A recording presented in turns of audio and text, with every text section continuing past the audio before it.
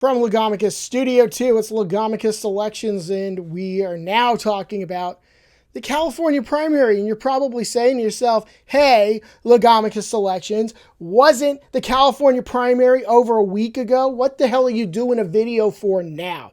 Well, it's a slow count, okay? We all know how things have been going in California the last X number of years since California has evolved to more of a mail-in voting system. You can vote in person in California, but a lot of people vote by mail.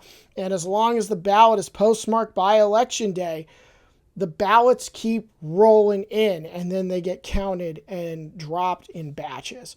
So we're just about at the end of that point in which ballots can be received. So we have essentially come upon final results in some of these races in California. I believe as of the date we recorded this, which is Wednesday the 10th, that about 91% of the votes been counted. So we feel pretty comfortable that we know who has won a lot of these big races in California. And keep in mind, too, that California has a jungle primary system. It's also called a top two primary. That means that all the candidates run in one primary. And the top two vote getters, no matter who they are, whether they're Republicans, Democrats, a mix, independents, whomever, the top two candidates advance to the general election. So some big races, the mayor's race in LA, the governor's race, some congressional races. We'll talk about a few of these here. But now is the time that we can finally talk about what has happened in California, because now we have a lot more clarity than we did on Tuesday, June 2nd. But just to back up a little bit, there has been talk about California's vote counting and how people can vote by mail and how the ballots have to work their way through the postal system and then get delivered to the county board of elections and then get counted. And then the totals are released day after day. This is the way California's done it for a little while now. There has been a lot of, let's say, criticism of this system because you've got some people saying, well, you've got the vote that was counted election night and ballots just keep trickling in and the results are changing as ballots keep getting counted. There is kind of like an automatic assumption that just because ballots are coming in the day after and the day after they were postmarked on election day and they just keep coming in, there is an automatic presumption by some people that there is voter fraud going on, which is a really dangerous and a really stupid thing to say. Because if you're going to accuse a state, if you're going to accuse a political party of committing widespread voter fraud, I mean, you better have evidence of that. So let's just say that that's a really irresponsible thing to say, and there's no evidence that there's been any fraud perpetrated by the great state of California or by any particular political party. And if you're disappointed that your candidate lost, I'm sure you can throw those things around, but it is what it is. And all the votes are getting counted. And we're actually not even all the way there yet, but we're almost there to the end of the vote count. So let's talk about that governor's race in California. So a very spirited race, something like 60 candidates running to replace the outgoing governor, Gavin Newsom, whom, I mean, if you were going to bet on him running for president, I mean, don't bet on it. I mean, I'm not a big fan of those prediction markets, but hey, look, Gavin Newsom's going to probably run for president in 2028. So, he is piecing out of the governor's office. He can't run for re-election anyway, but there was a very, very big race to succeed him. And who has emerged from that race? Well, right now, Xavier Becerra is in first place. He is at about 28% of the vote. As the initial results came in on election night from the ballots that had already been received and counted, and from the in-person voting, the Republican, Steve Hilton, was doing a lot better. But then the mail ballots that come in afterwards, and I think this is why some people just automatically assume fraud.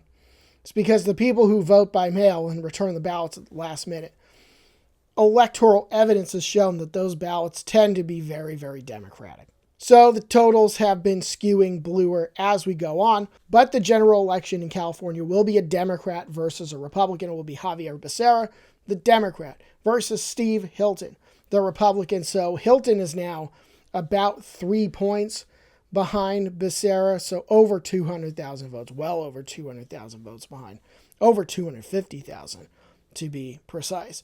Whereas the gap between Hilton and the other leading Democrat, Tom Steyer, has been narrowing, but a lot of outfits have called that second spot for Hilton, that even though it looks like Steyer is going to continue to narrow the gap, it's not going to be enough. So it will not be a Democrat versus Democrat in that general election. And look, there were a lot of Democrats that a couple of months ago, before Eric Swalwell's campaign imploded, there were Democrats that were freaking out about this California governor's race, because you'd get some polls that would come out and there'd be like 30% undecided or 20% undecided or whatever it would be. And it would have Hilton, Republican, at 18, Bianco, Republican, at 17, and then Swalwell, Democrat, at 16, Steyer at 13, and on down the list. So there were a lot of Democrats that frankly were freaking out for nothing, saying that, hey, look, we're going to get locked out of this governor's race. But look, I never thought that was going to happen. California is far too blue of a state. And even though you had maybe 5 or 6 prominent Democrats in the race and only 2 prominent Republicans, I still never really believed that the Republicans would get the top 2 spots. I think that California Democrats are perhaps a little too smart for that, to let that happen. And after Swalwell dropped out, a lot got behind Xavier Becerra. And some got behind Steyer, but a lot got behind Becerra, who was trailing badly in the polls right up until that point, and then he just took off. And let's be honest, at this point, there is a very good chance that he will be the next governor of California. We'll continue to update the predictions. I mean, we just did it last week. We have it as safe Democrat, and I think that's where we're probably going to keep it throughout the campaign. But we'll humor you. We'll continue to update the projections, but I think it's very, very likely that Becerra will be the next governor of California. Another thing I want to try to correct here is that while the votes were being counted, especially that first 12 to 24 hours of results being released, there were a lot of counties on that map in California in red. And I think some people were taking the wrong message from that, saying, hey, look, California's all red now. Like, the state has swung. But that's not really how that works. Yeah, Hilton was leading in a lot of those counties with very, very small percentages of the vote. I actually think in a jungle primary like this, that maps like that are misleading, because you had literally dozens of candidates running. And yeah, okay, so Hilton was leading in San Diego County with like 26% of the vote, whoop-de-doo, or whatever it was. And it shows up on the map as red, and people would think, wow, it's a red county now. California's turning red. Well, no, because if you look at the results, if you add up all the Democratic candidates' votes, as of right now, at the time we recorded this, it's something like 62%. So that would put the Republicans, because you figure there were independents and others, under 38% of the vote. So I think if that's what you took away from it, then I think you need to perhaps recalibrate your expectations a little bit, because the Democratic vote in this governor's race, in this jungle primary, was clearly over 60%. So going to be a very, very tough race for Hilton to win. Now, another race I want to talk about, because this, actually, I became interested in it towards the end of the campaign, and that was the mayoral election in Los Angeles. So normally you would think that an LA mayor's race, it's going to be a Democrat, just a matter of which Democrat wins. And actually that will be the case in the general election this time, but there was some intrigue going into this election. So now we're going to put the results, the top 3 vote getters from LA on the screen. Technically, these races are all nonpartisan. in LA, but Karen Bass is a Democrat. She is a former congresswoman. She is the incumbent mayor of LA running for a second term. She finished in first in this primary with about 34%, pending any final ballots that come in. But Spencer Pratt was the guy who got a lot of attention here. He is a former reality TV star. He has become aligned with MAGA causes and wanted to try to bring some, Trump-esque flavor to LA. And LA said, no, thank you. He is at 25.5%. So Pratt was ahead of Nithya Raman, but as the late ballots started coming in, Raman passed him, and she will be also advancing to the general election. And that's going to be a really interesting general election because Bass has not gotten great reviews from some people. So I actually do think this could be a competitive general election, but it's a Democrat versus a Democrat. And there are some Pratt people who are not happy with how this has gone, that they think that the system has wronged them. But I will just point out that I researched prior to coming on to this video the percentage of the vote that Donald Trump got in LA in 2024. He received something like 26.5% of the vote in LA just a year and a half ago, almost 2 years ago. And Spencer Pratt's at 25.5%. So almost exactly the same vote share that Donald Trump got, if you presume that a lot of the people who would have voted for Donald Trump ended up voting for Spencer Pratt, which I don't think is necessarily a difficult connect the dots situation.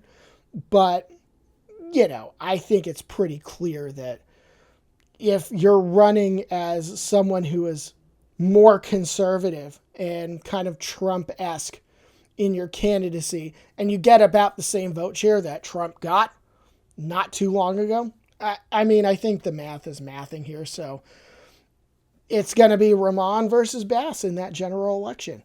Lots of interesting congressional races going on. Like, there were some Democrats freaking out about the 6th district, which was drawn to be much more heavily Democratic. And there was some worry that they would get locked out. But as the votes got counted, the Democrat got back up into position. So, again, another situation where there were a few people on social media freaking out over nothing. The lieutenant governor's race, also interesting. So Fiona Ma, the Democrat, is going to move on. She's only at 19% of the vote. Whereas Gloria Romero, the Republican, she's at 18% of the vote. So it will be a Democrat versus a Republican in that race as well. Josh Friday, a Democrat, was at 15%. Michael Tubbs, another Democrat, was at 13%. So a very, very competitive race there, but one that I think ultimately, once we get to the general election, will favor Fiona Ma, the Democrat. So that was a look at some of California's primary results, and we'll see what happens to them in their general election in November here at Legomicus Elections. Like and subscribe, follow us on social media. We'll see you soon.